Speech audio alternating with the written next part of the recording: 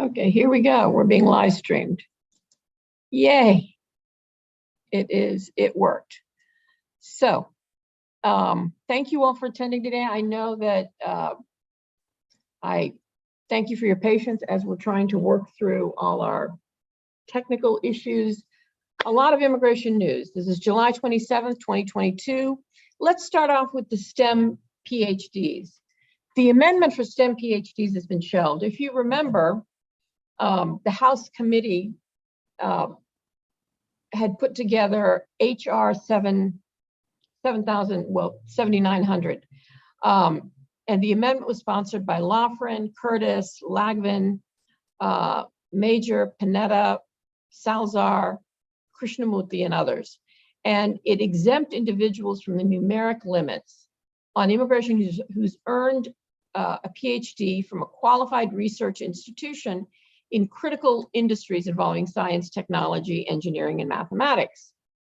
So the problem was the Congressional Budget Office said that this new amendment would cost $1 billion over 10 years. So to offset that, a $7,500 fee was added for individuals who would receive permanent residence under this process. But the House Ways and Means Committee, so the fee could not be included because it amounted to a tax and violated Clause 5 of the rules of the House of Representatives.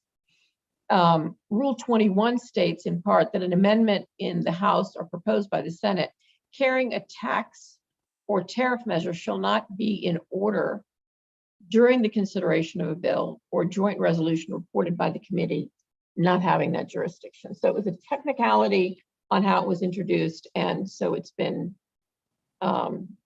tabled. Hopefully they will correct it and resurrect it again, but you never know.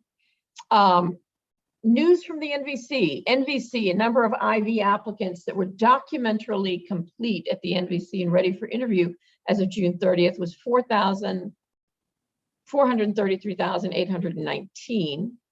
And those scheduled for a July interview, if you remember, were 24,117. And the ones that are still pending are 409,000 plus. So in calendar year, just to give you some context, in 2019, on average, there was 60,866 applicants that were pending for schedule each month, which is a vast difference from 409,000. The National Visa Center green card backlog fell somewhat in July, with 409 interviews waiting and versus 426 remaining at the end of June. So this decrease in the backlog was just shy of 4%. Last month, the backlog increased from May to June by 0.05%. So July does mark an encouraging change for green card backlogs. But while the number of overall cases after the NVC completed reviewing decreased by 17,000, the number of actual interviews scheduled for July was lower by June by 4,371. The United States, USCIS has a backlog of 5.2 million immigration benefit requests. Let me say that again, 5.2 million immigration benefit requests, with an additional 8.5 million pending requests that are not in the backlog yet because they're not ready for adjudication. This means that the USCIS has about 13.7 million benefit requests to do. And in addition, is receiving new applications every day. The USCIS plans to hire 4,000 new employees by the end of the calendar year, but the agency has been overwhelmed by the backlog crisis, and it wasn't entirely just because of an employee shortage. That was part of it.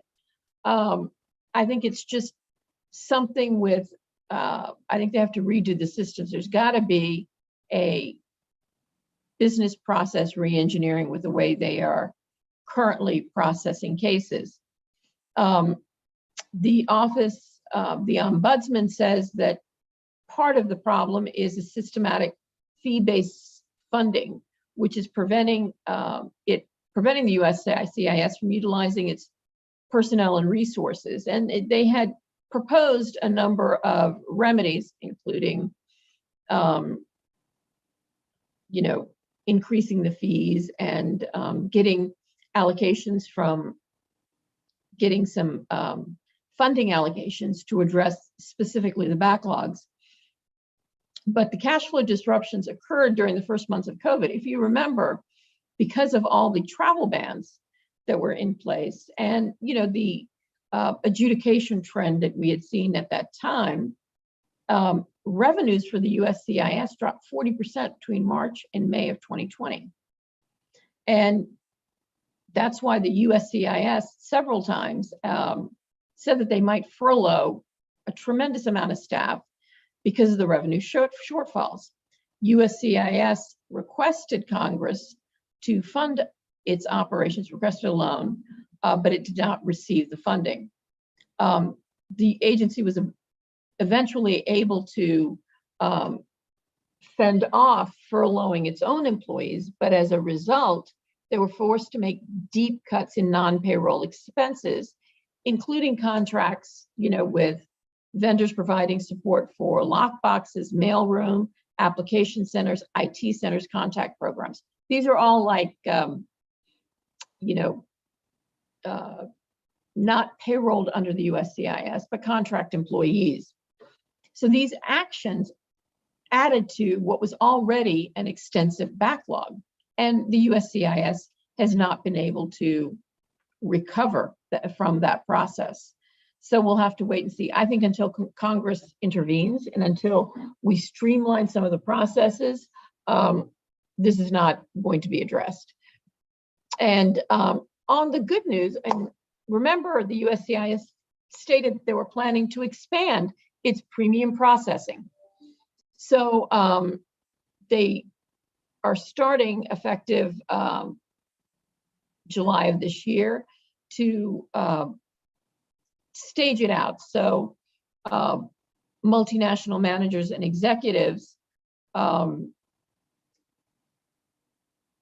petitions received on or before July 2021, and national interest waivers received on or before August 1st, July 2021, are eligible for premium processing. They stated that they're going to roll this out. So, hopefully in phase 2, people who filed after July would be eligible. And they still, they still say that they're moving towards expanding premium processing for I-140s, I-539s, and I-765s, but they will have to do that incrementally. I wanted to touch a little bit on the automatic extension for H-4s. I know that there's a lot of confusion about it. If you file an I-765 renewal application on or after May 2022, the USCIS will send you an automatic 796 notice of action regarding the 540-day automatic renewal. So it's 360 days in addition to the 180-day. So if you're eligible, for I-9 purposes, you would show your expired EAD, your unexpired I-94 card. So remember, the I-94 card must be unexpired. And that will serve as acceptable proof of employment during the 540-day automatic extension. If you filed your I-765 renewal before May 1st, 2020, you should have received a notice of action that stated that it will be extended up to 180 days. They will not send a new notice of action, for the extended period, but you may be able to use that along with your EAD and your unexpired I-94 card. So for those who, a lot of times the EAD and, the H-4 period of stay is interlinked, right? So a lot of people, what they're doing is, because I-539s are not getting processed expeditiously at the USCIS, there's no premium processing for them. they are traveling abroad and obtaining a visa and re-entering on a valid I-94 card. And so with their, and then some of them are just refiling their I-765 to leverage the 540-day extension. Remember STEM OPTs, that they get an automatic 180 days if they file a timely extension while they're waiting for their STEM OPT to extend. So that's our news for today. And so I know we've got some folks online, and I think we're ready for the Q&A.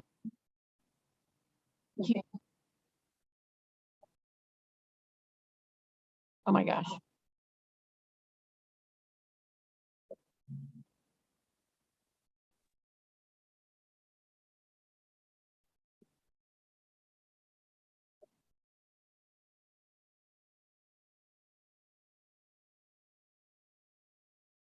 So I don't know what happened just there, but I think Shaker Challa is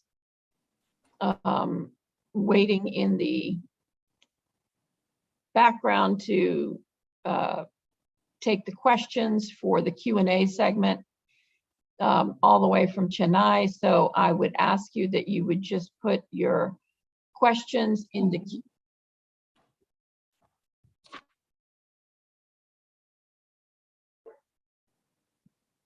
Good afternoon, everybody.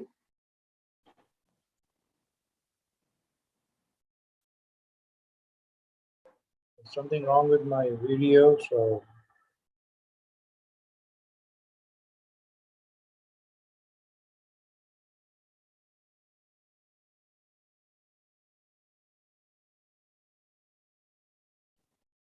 For some reason I'm echoing. I don't know why.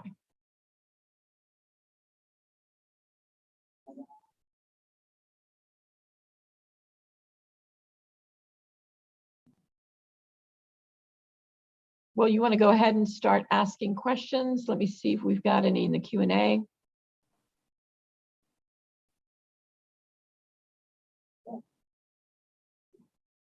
Shaker, do you have a slide protector over your camera? Remember you had that?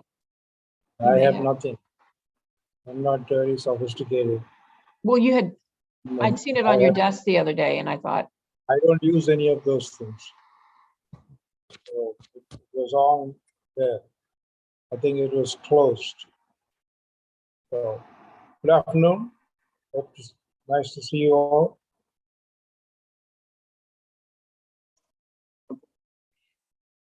The slide protector, yeah, Olivia, that's what it was, I guess.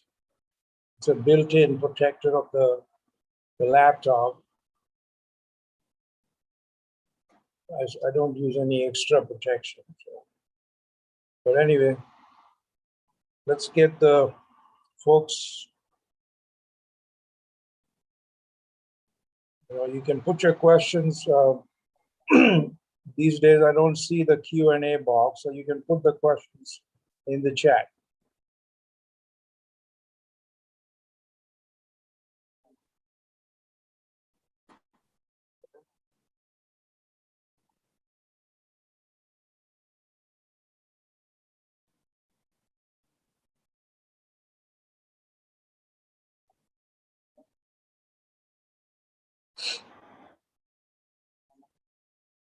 While we are waiting for folks to ask any questions, I just want to talk about the, I'm here in Chennai. So anybody interested in an EV5 in India, they want to talk about, they want to talk more, know more about it.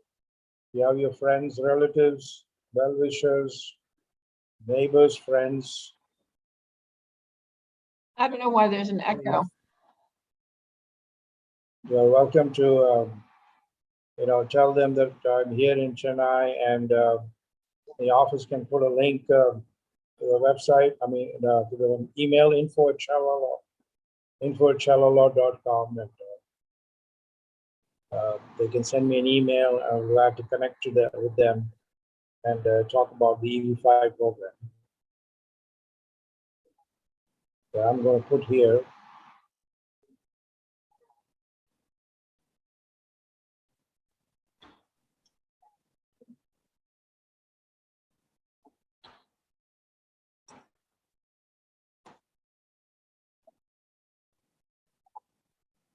So you can send an email to that info@Challa and I'll be reaching them. You know, if anybody's interested in the EB5 program.